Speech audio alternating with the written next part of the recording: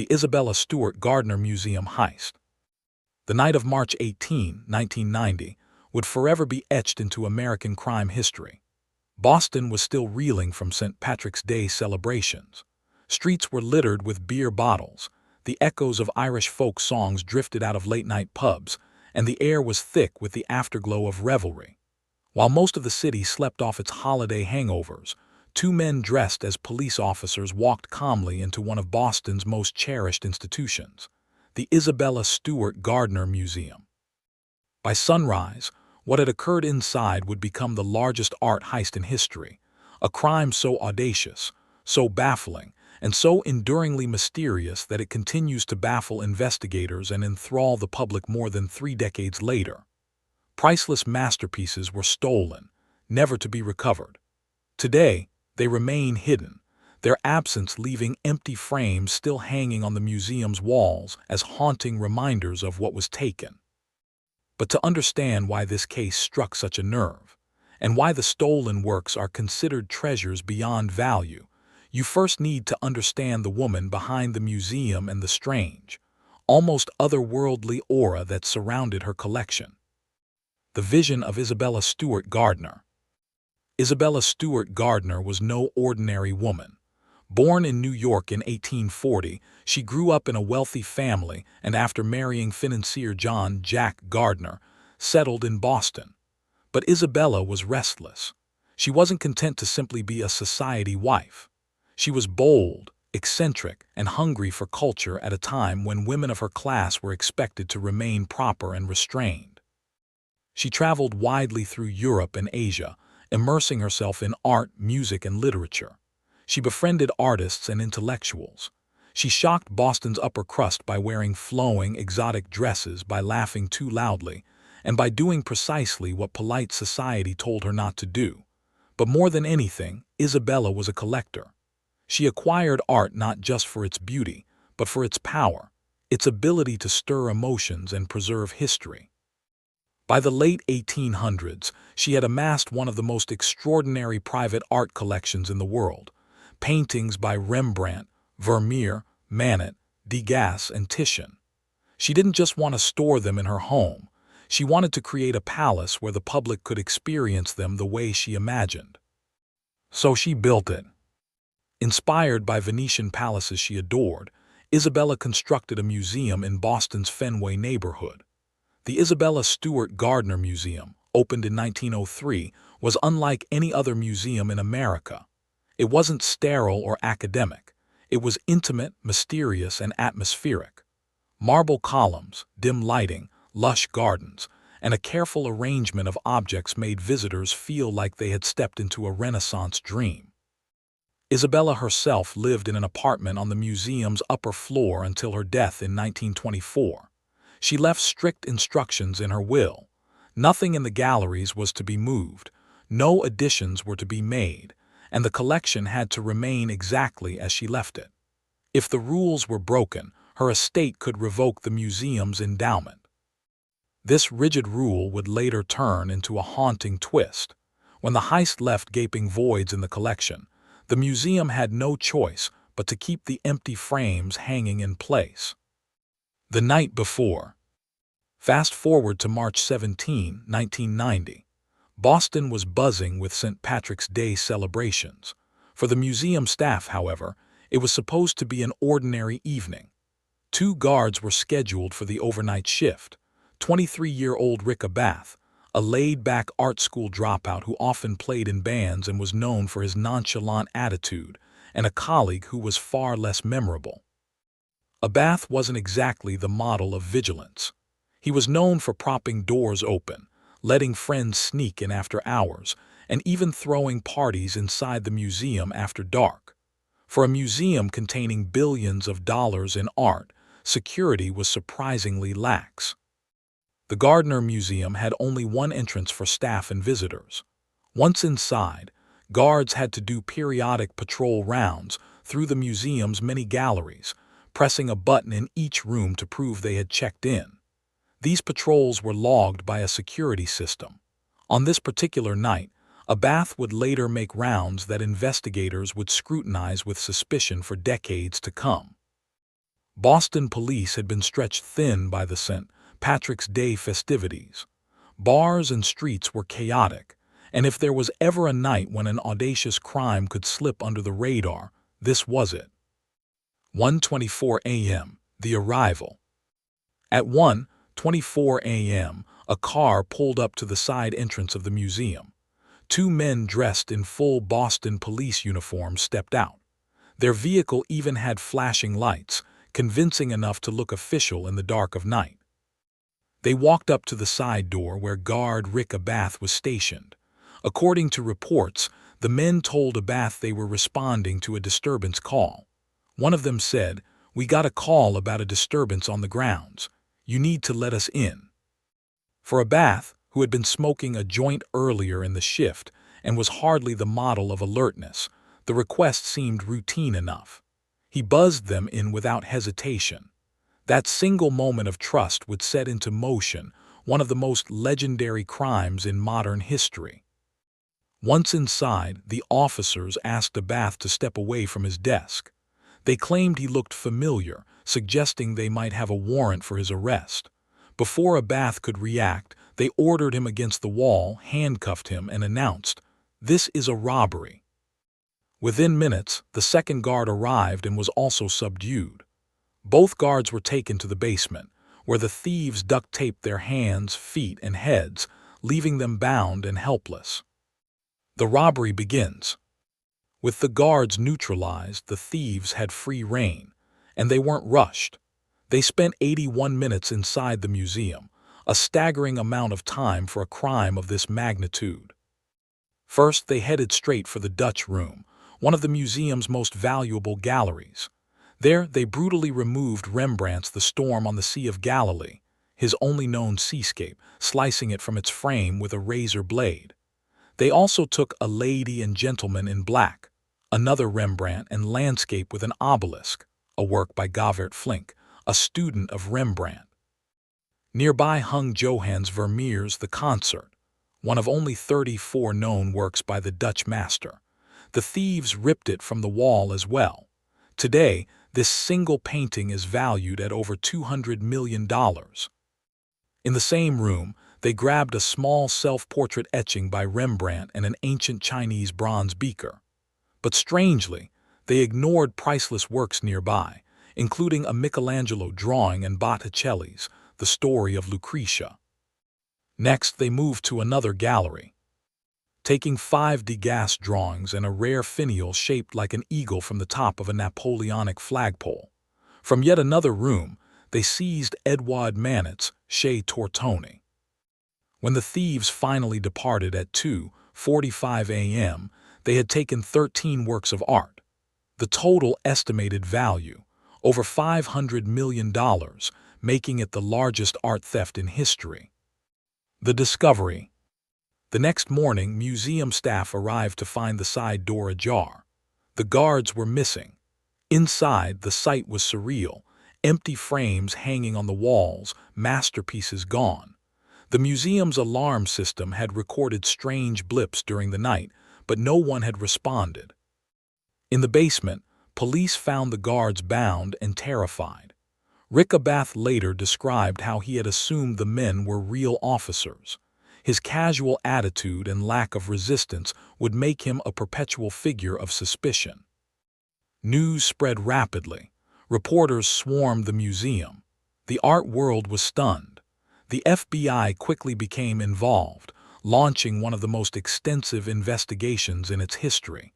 Yet despite decades of effort, not a single stolen artwork has ever been recovered. And perhaps the most haunting image of all, the museum's policy, dictated by Isabella herself, means the empty frames remain in place to this day, silently awaiting the return of the masterpieces. The aftermath of the Gardner heist.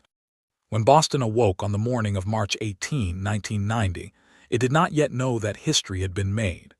News of the theft at the Isabella Stewart Gardner Museum spread quickly through the city and then across the globe. What stunned the world wasn't simply the audacity of the crime, it was the nature of the objects stolen. This wasn't cash, jewels, or gold. The thieves had walked away with pieces of humanity's cultural soul, the kind of art that transcends money. The museum staff was devastated, police were confused, and the FBI, which quickly took over the investigation, faced a mystery that was as maddening as it was monumental. A scene of chaos. Investigators arriving at the museum were struck by the disarray. Empty frames dangled from the walls where masterpieces once hung. Fragments of canvas and broken glass littered the floor. The thieves had been brutal, tearing works out of their frames with knives instead of carefully removing them. It was clear the robbers weren't art experts, or at least they didn't care about preservation. Works worth hundreds of millions of dollars were handled like items being shoved into a grocery bag. Yet despite the rough methods, the thieves had also demonstrated a level of calm and confidence unusual for criminals of this scale. They had taken their time, 81 minutes to be exact, without fear of interruption. The contrast was chilling. Whoever these men were, they knew what they were doing, and they knew how much time they had. Suspicion on the guards. Attention quickly turned to the two guards who had been on duty that night, Rick Abath and his colleague. Rick Abath in particular became a central figure in the story. A 23-year-old with long hair, a love for Grateful Dead concerts, and a reputation for being a slacker, Abath hardly fit the image of a professional security guard. Investigators discovered that on the night of the robbery, Abath had done something odd. He had opened a side door of the museum just minutes before the thieves arrived. Security footage showed him checking the door, opening it briefly and then closing it again. When asked why, Abath claimed he was simply testing it, but to the FBI this looked like a signal. Had Abath been in on the heist? His behavior during questioning didn't help. He admitted to smoking marijuana on the job that night. He also confessed that he often let friends into the museum after hours. His casual approach to security made him look careless at best, complicit at worst.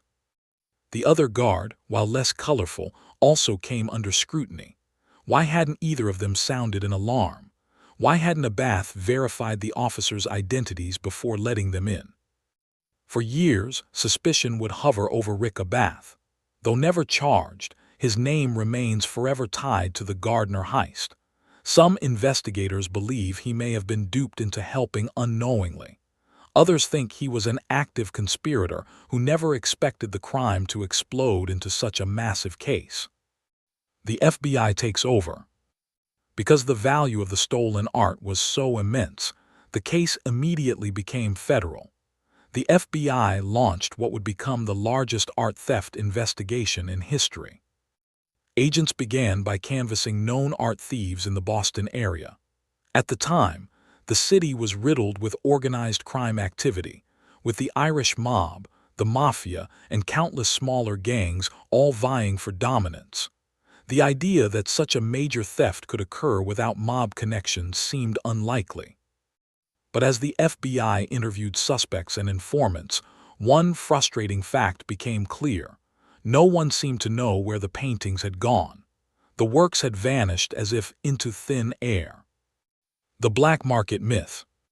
One of the most enduring myths about stolen art is that it ends up hanging in the private gallery of some eccentric billionaire.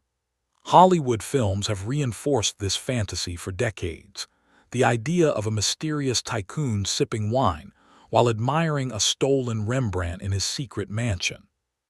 In reality, art theft is rarely so glamorous.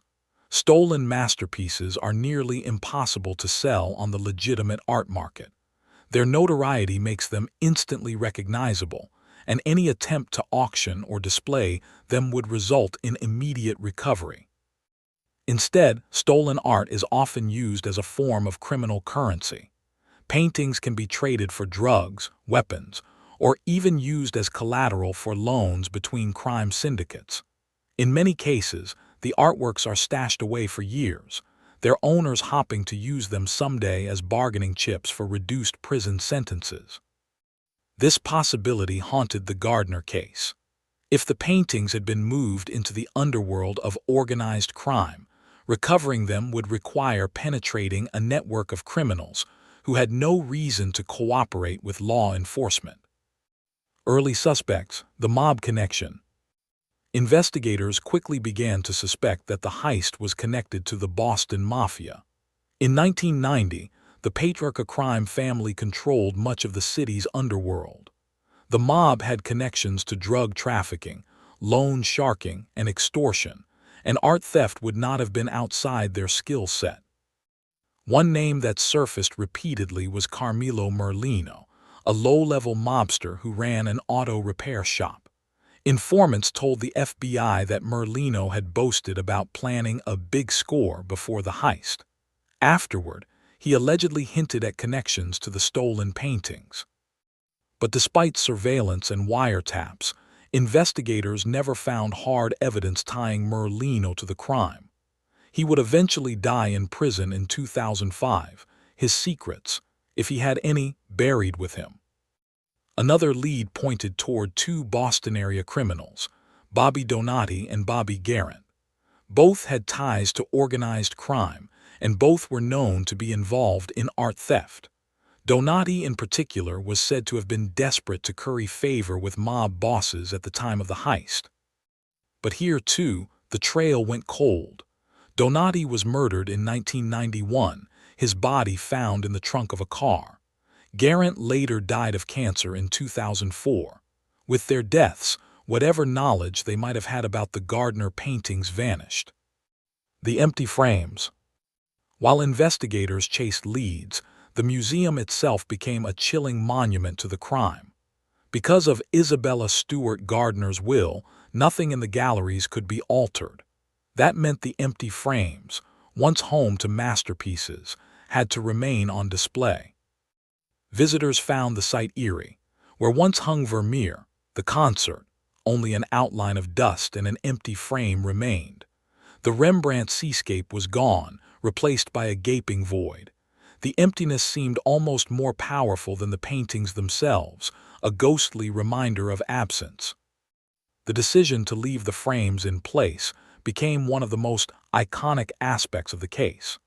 They turned the museum into a living crime scene, one that silently begged for resolution. Public fascination. The heist captured the public's imagination like few crimes ever have. Newspapers ran front-page stories. Television networks aired special reports. The mystery had all the ingredients of a blockbuster film: daring thieves, priceless treasures, mobsters, and a trail that led nowhere. Rumors flourished.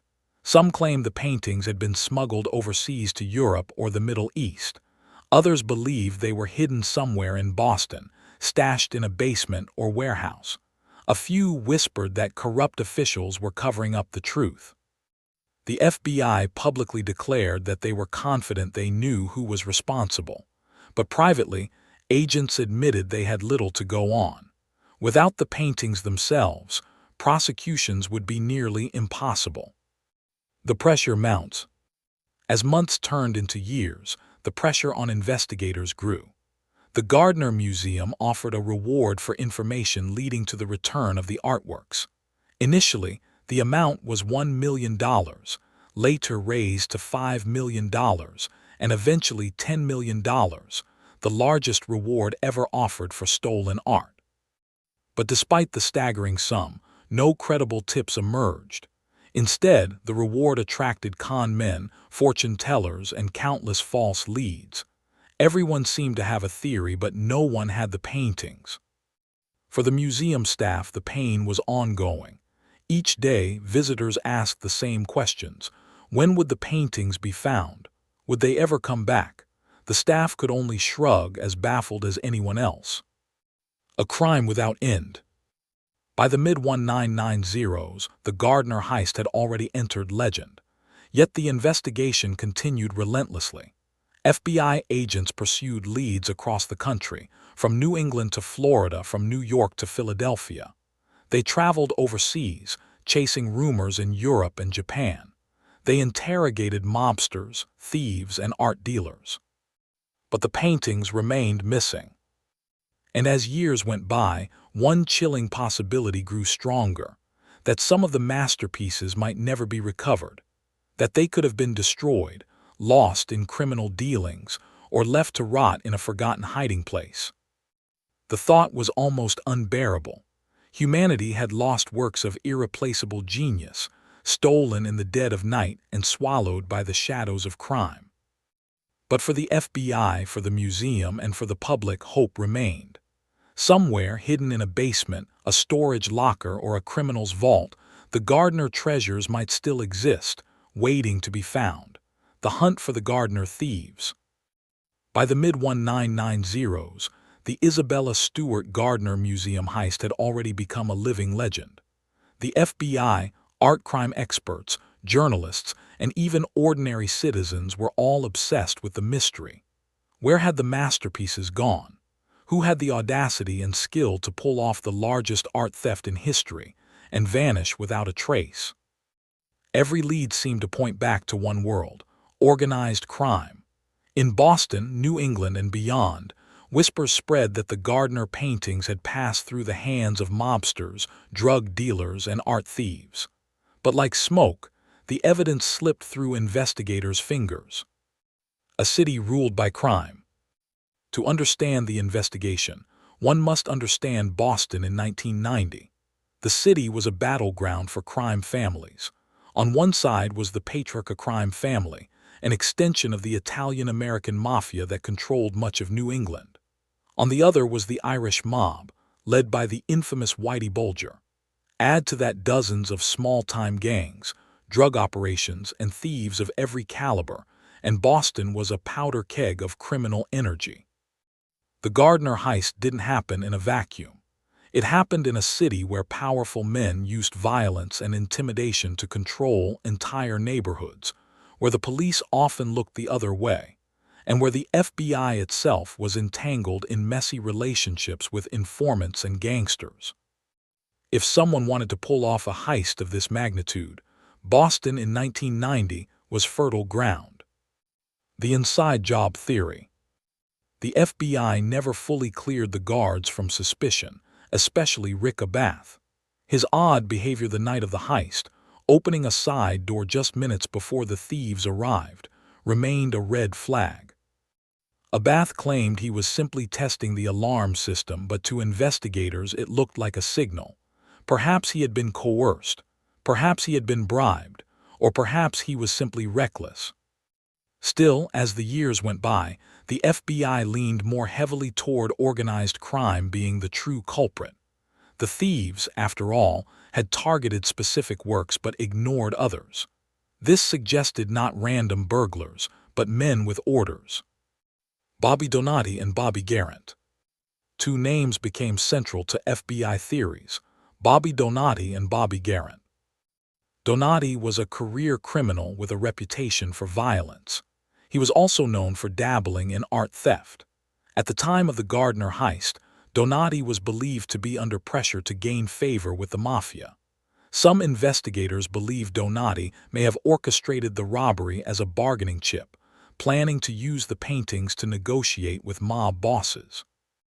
Bobby Garrett, another Boston mobster, was said to have been close to Donati. Informants later claimed that Garrett took possession of some of the paintings after Donati's murder in 1991. One widow even told investigators that Garrett had handed off a Vermeer to another mob associate in Maine. But these claims remained unproven. No artwork was ever recovered, and with both Donati and Garrett dead, their secrets died with them. Carmelo Merlino and the auto shop crew. Another major lead was Carmelo Merlino, a Boston mob associate who ran an auto repair shop. According to FBI informants, Merlino often bragged about knowing where the Gardner paintings were. He allegedly planned to return them for the $5 million reward, but investigators suspected he had no real access, just empty talk. In the late 1990s, the FBI launched a sting operation, hoping Merlino would lead them to the paintings. Instead, Merlino was caught in a drug conspiracy and sentenced to prison. Whatever he knew, if anything, never surfaced. The Irish mob and Whitey Bulger. Then there was Whitey Bulger, the most feared gangster in Boston. Bulger's Winter Hill gang controlled drug trafficking, extortion, and loan sharking throughout the city.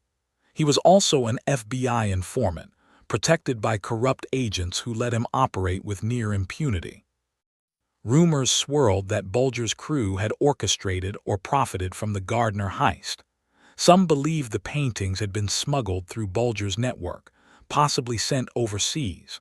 Others thought Bulger used them as leverage in his criminal dealings. But after Bulger fled Boston in 1994 and became a fugitive, the FBI's focus shifted elsewhere. Even when he was finally captured in 2011, no evidence tied him directly to the Gardner case. Still, his shadow loomed over the investigation. Why these paintings? One of the strangest aspects of the heist was the selection of artworks. The thieves had stolen 13 items, including Rembrandt, Vermeer, Degas, and Manet, yet they had left behind works of equal or greater value. Botticelli's The Story of Lucretia was untouched. A Michelangelo drawing remained on the wall. Even Rembrandt's massive Aristotle with a bust of Homer was ignored. Why? Some experts believe the thieves had a shopping list, specific works requested by a buyer in advance. Others argue that the thieves simply grabbed what they could carry quickly. But the inclusion of odd items, like the bronze finial from a Napoleonic flag, complicates the theory.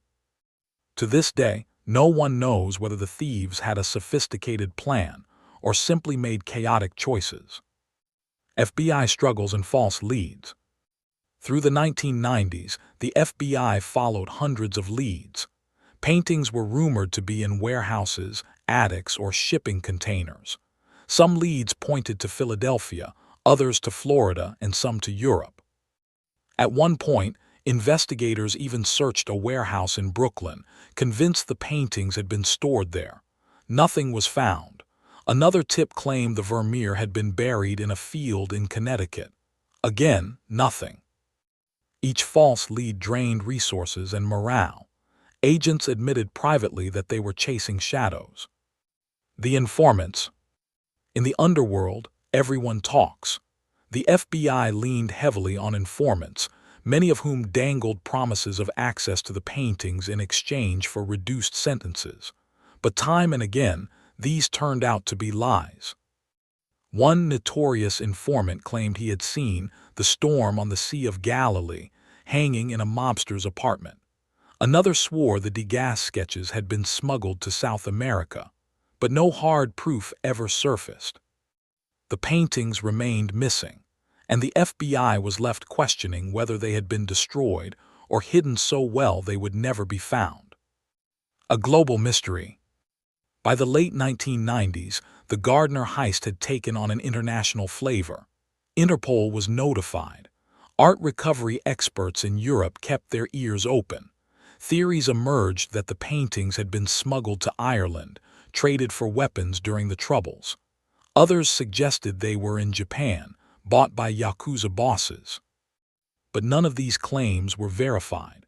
The Gardner works had effectively vanished off the face of the earth. The psychological toll. For the Gardner Museum staff, the heist was more than just a crime, it was a daily wound.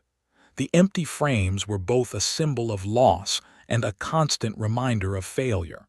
Docents gave tour to visitors who gawked at the voids. Curators spoke about the missing works as if speaking about loved ones who had died. The heist didn't just take paintings, it took a piece of Boston's cultural soul. Still hope. Despite the dead ends, the FBI remained confident. Publicly, agents claimed they knew who was responsible. They insisted the paintings were still out there, and they believed that someday someone would come forward. But as the 1990s came to a close, the Gardner heist remained unsolved. Suspects were dead, leads were cold, and the public began to wonder if the truth would ever come to light. What had begun as a shocking crime was transforming into something else, a legend, a ghost story, a mystery that refused to die. The Gardner heist in the new millennium. By the dawn of the 2000s, the Isabella Stewart Gardner Museum heist was already a decade old. For many crimes, 10 years is long enough for the trail to go cold, for suspects to vanish, for evidence to rot away. But the Gardner case was different.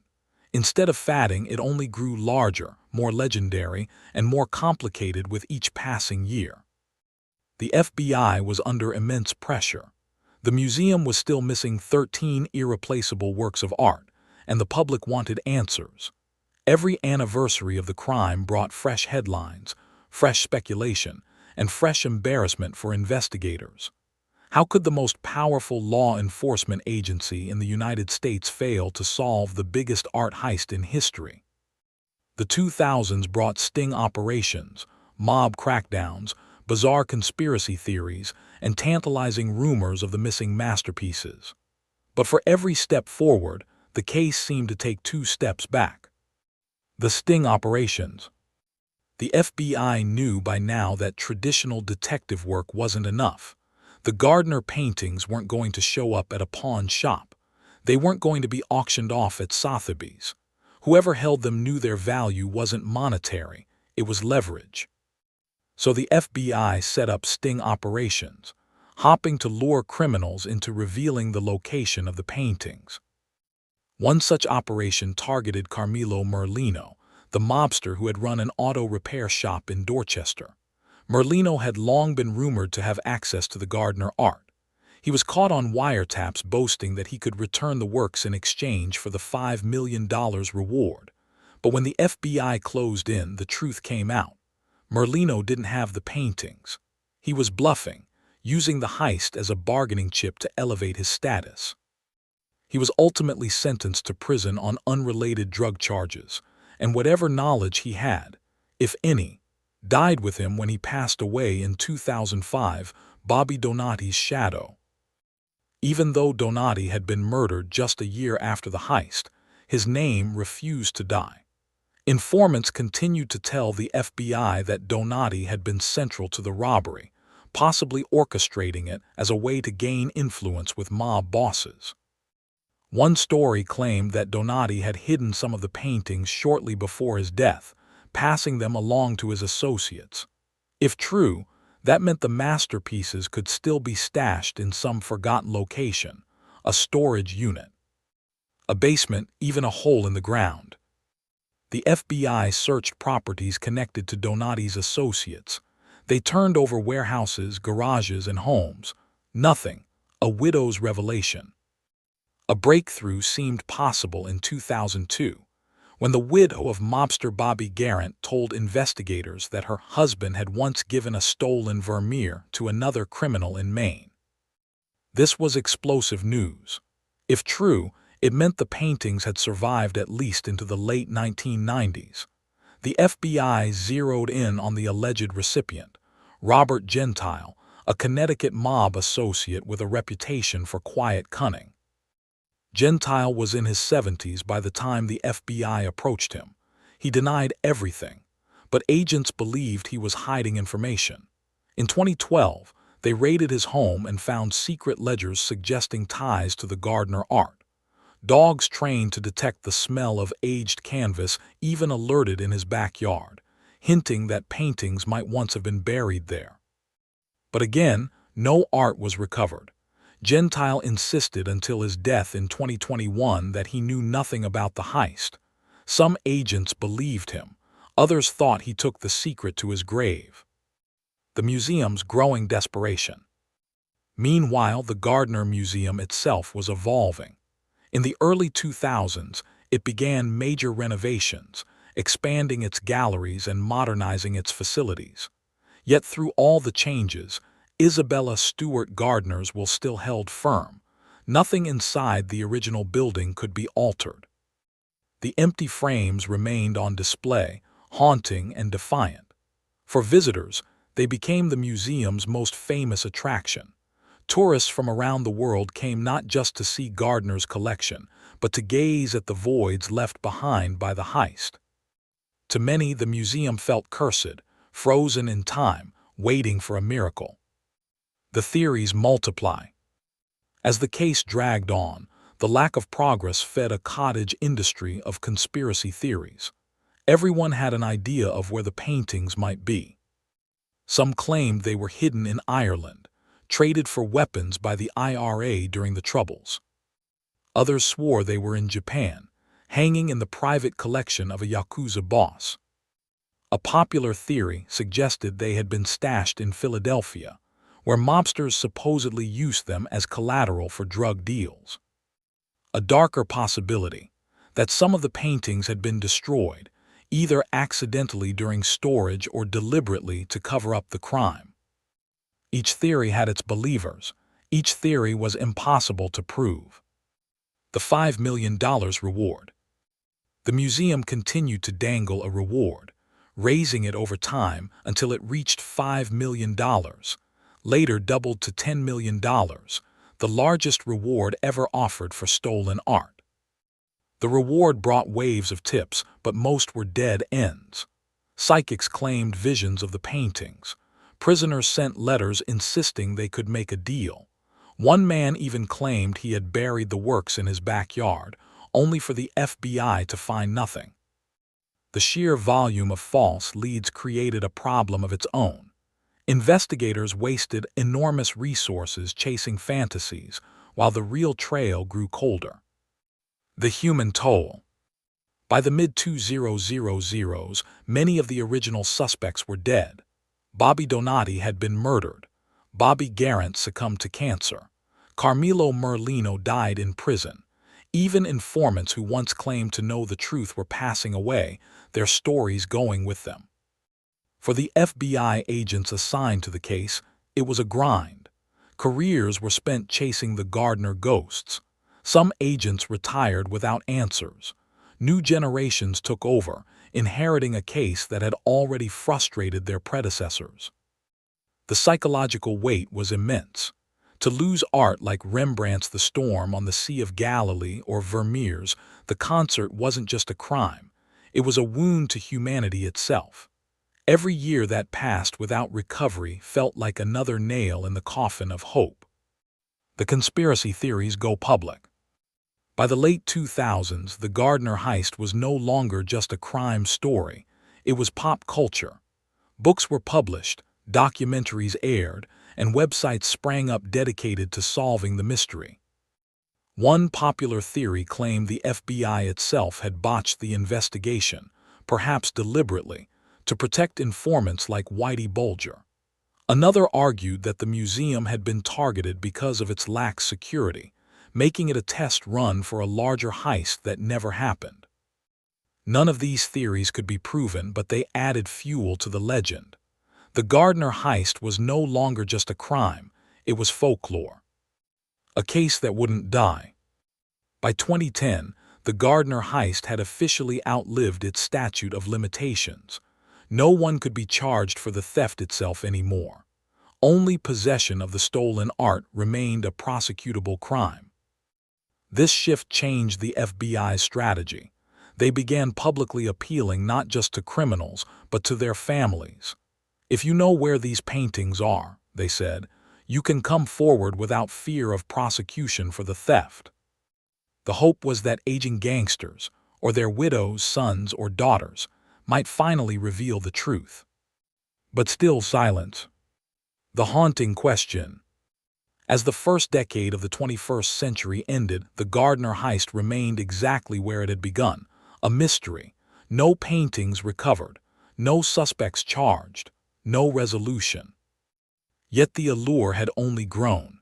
For every art lover, the empty frames in Boston were a symbol of loss. For every investigator, they were a reminder of failure. For the public, they were a puzzle begging to be solved.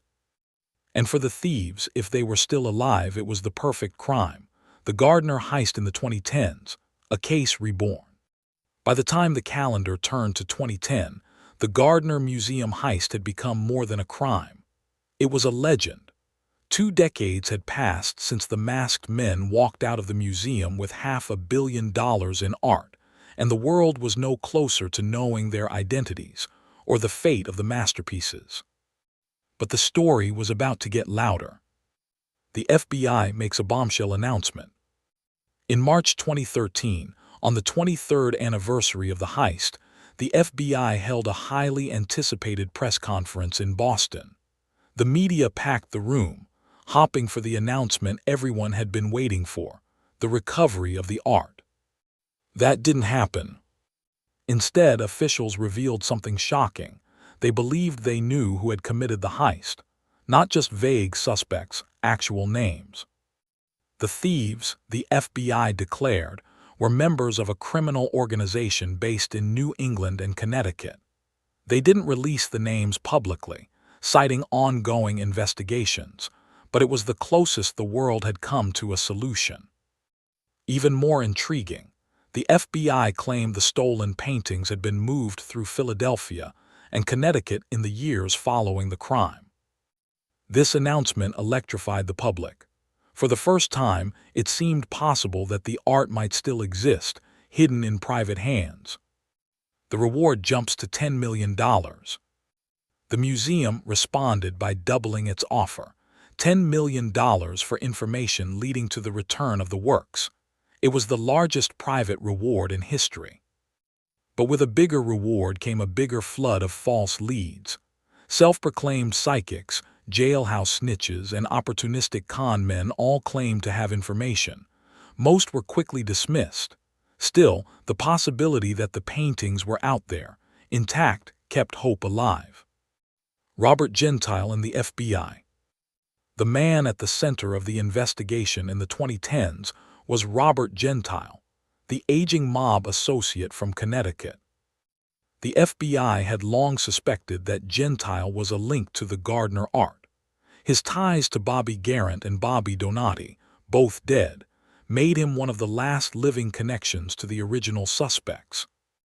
In 2012, federal agents raided his Manchester, Connecticut home. What they found was tantalizing but inconclusive. A handwritten list of the stolen Gardner paintings with their potential black market values and secret ledgers showing dealings with other mobsters. Even more suspicious, cadaver dogs alerted in his backyard, leading agents to believe that something, perhaps paintings wrapped in canvas, had once been buried there. But no art turned up. Gentile insisted he knew nothing. He told reporters, "If I had the paintings, I'd give them back. I'd be a rich man, not a broke old guy." The FBI didn't buy it. They arrested him repeatedly on gun and drug charges, hoping the pressure would force him to talk. But Gentile never broke. He maintained his innocence until his death in 2021, leaving behind one final mystery. Was he telling the truth, or did he take the Gardner secret to his grave? The rise of international leads. Even as the FBI focused on Gentile, new leads trickled in from overseas. Ireland. Rumors swirled that the paintings had been used as collateral by the Irish Republican Army during the Troubles. Allegedly, the art had been stashed in safe houses, traded for weapons, or smuggled across borders. Irish police cooperated with the FBI, but searches turned up nothing. Italy. Another rumor suggested the art had been smuggled into southern Italy, possibly linked to the Camorra, a powerful crime syndicate in Naples. Again, no hard evidence emerged. France and Belgium. Some art crime experts believe the paintings had passed through Europe's shadowy art markets, possibly ending up in the hands of wealthy collectors. The theories kept hope alive, but none of them brought the art home. Pop culture and the Netflix era. By the mid-2010s, the Gardner heist had fully crossed into mainstream pop culture. Books, documentaries, and podcasts dissected every angle of the crime. The museum itself embraced the public's fascination, creating tours and exhibits that highlighted the missing works. The empty frames became symbols of both tragedy and resilience. In 2016, the story received a massive boost when Netflix announced a documentary series. This is a Robbery, the world's biggest art heist. Released in 2021, the series introduced millions of new viewers to the Gardner mystery, reigniting global attention. The show didn't solve the crime, but it did something else. It transformed the heist into a cultural phenomenon, inspiring amateur sleuths, Reddit detectives, and fresh conspiracy theories. FBI's shift in strategy. By this point, the statute of limitations for the theft had long expired. The FBI no longer threatened prosecution for the heist itself, only for possession of the stolen art. This meant their tone changed dramatically.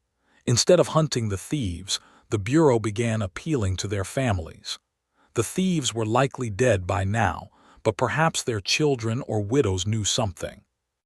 "If you have these paintings in your attic or basement," FBI officials said, "you can return them without fear of prosecution." The plea was emotional, almost desperate, but still no one came forward. The human cost.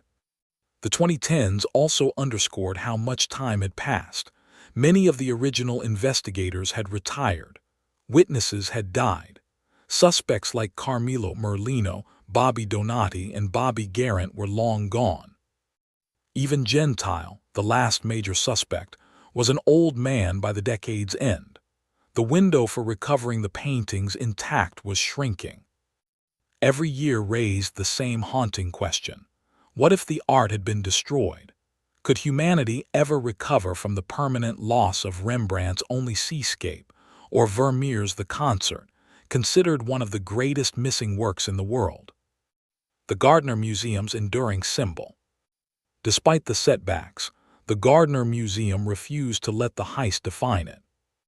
The museum expanded in 2012 with a new wing designed by Italian architect Renzo Piano. The addition gave the institution modern amenities while preserving Gardner's original vision for her collection. But the empty frames remained. They were not just placeholders, they were symbols.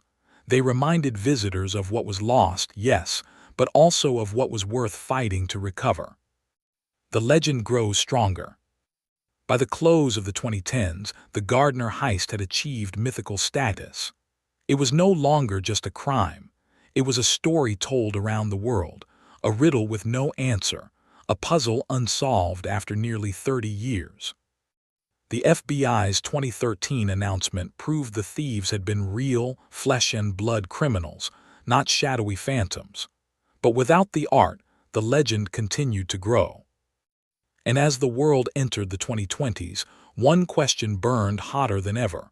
Would the Gardner masterpieces ever come home? The Gardner heist in the 2020s, the mystery that refuses to die. 30 years had passed since two men dressed as Boston police officers walked into the Isabella Stewart Gardner Museum and walked out with 13 priceless works of art.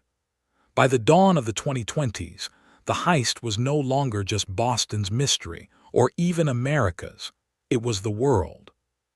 But despite decades of investigation, sting operations, mob connections, and international rumors, the art had still not returned.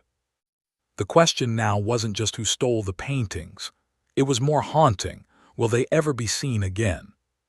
Netflix rekindles the fire. In April 2021, Netflix released This Is a Robbery, the world's biggest art heist. The four-part series explored every angle of the case, from the chaotic night of the heist to the mob underworld that might have shielded the art. The series didn't solve the crime, but it did something almost as powerful. It reintroduced the Gardner heist to a new generation. Overnight, millions of people who had never heard of the case became obsessed. Online forums buzzed with speculation. Amateur sleuths pored over details, hoping to spot something investigators had missed. For the Gardner Museum, the attention was bittersweet. The renewed spotlight kept the story alive, but it also reinforced the painful truth. The empty frames were still empty. The death of Robert Gentile. That same year, the case lost one of its most important and most controversial figures. In September 2021, Robert Gentile, the last living mobster directly tied to the Gardner investigation, died at age 85. Gentile had spent nearly a decade under FBI pressure. Agents raided his home, seized his belongings, and questioned him repeatedly.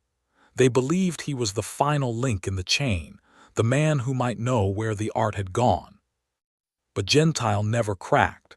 He went to his grave insisting he had no knowledge of the paintings. His death left investigators with a chilling possibility. If Gentile had been the last connection, then the secret may have died with him. New Hope's old frustrations. Despite Gentile's passing, the FBI has not declared the case cold. Agents still field tips, still pursue leads, still travel abroad chasing whispers of Vermeers and Rembrandts. In 2022, the museum renewed its $10 million reward offer, one of the largest in history. Officials made it clear, anyone who could help recover the art could claim the money, no questions asked. But the tips that rolled in were the same as ever, half-truths, hoaxes, and hopeful guesses. Some claimed the art was in Ireland. Others said it was buried in New England basements. A few insisted it had been destroyed long ago. Without hard evidence, the case remained stalled. The haunting symbolism of the empty frames. The Gardner Museum's galleries remain frozen in time. In the Dutch room, 3 empty frames still hang on the walls where the Rembrandt, Vermeer, and Flink once were. In other rooms, gaps remain where Degas' sketches once hung. The museum has never filled the spaces. To do so would betray Isabella Stewart Gardner's will, which ordered that nothing in the collection be moved or altered. Instead, the empty frames have become icons of absence. They are reminders not just of loss, but of resilience. Visitors stand before them in silence, imagining the masterpieces that once hung there, feeling the weight of history and mystery pressing down on the room. For some, the frames are more powerful than the paintings ever could be. What really happened to the paintings? The 2020s have not answered the central question. Did the thieves stash the art in a secret location, hoping to use it as leverage? Did the paintings pass through the hands of mobsters, drug dealers, and smugglers, until their trail was lost? Or were some of the works destroyed, victims of time, neglect, or panic? FBI officials remain confident that at least some of the art survives. They believe the works are most likely still in the United States, hidden in basements, attics, or private storage. But confidence is not proof. The crime that became legend. As the 2020s progress, the Gardner heist has taken on a mythic quality. It is compared to Jack the Ripper, the Zodiac Killer, and D.B. Cooper, not just a crime, but a cultural riddle with no solution. Books continue to be written, documentaries continue to air, theories continue to circulate. Each year, fresh voices enter the conversation, convinced they can solve what the FBI could not. But the truth remains locked away. The enduring fascination. Why does the Gardner heist endure when so many other crimes fade? Part of it is the sheer scale. $500 million worth of art, the largest museum theft in history. Part of it is the mystery. 13 masterpieces taken without a trace, leaving nothing but empty frames. And part of it is the human element. Mobsters, FBI agents, informants, and a museum frozen in time, all bound together by a secret that refuses to reveal itself. It is not just about stolen paintings. It is about the fragility of culture itself. The future of the case. Will the Gardner heist ever be solved? Experts disagree. Some believe the art will surface one day when families of the original thieves decide to cash in on the reward. Others think the paintings may already be lost forever, destroyed, or hidden so well they will never be found. But one thing is certain, the Gardner heist will never be forgotten. As long as the empty frames hang in Boston, as long as Rembrandt's The Storm on the Sea of Galilee remains missing, as long as Vermeer's The Concert is absent from the world, the story will endure. The legacy. In the end, the Gardner heist is not just a crime story. It is a parable about greed, mystery, and the value of art. It shows how a single night can alter history. It shows how fragile culture can be. and it shows how the human desire for answers can keep a mystery alive for generations. 30 years on, the Gardner heist remains unsolved. 40 years on, it may remain the same, and yet the search continues. Because the world has not given up hope. Closing thoughts. The Isabella Stewart Gardner Museum heist is the greatest unsolved art crime in history, a story of masked men, mobsters, masterpieces, and mysteries that refuses to fade. From 1990 to today, the case has captivated the world not because of what we know, but because of what we don't.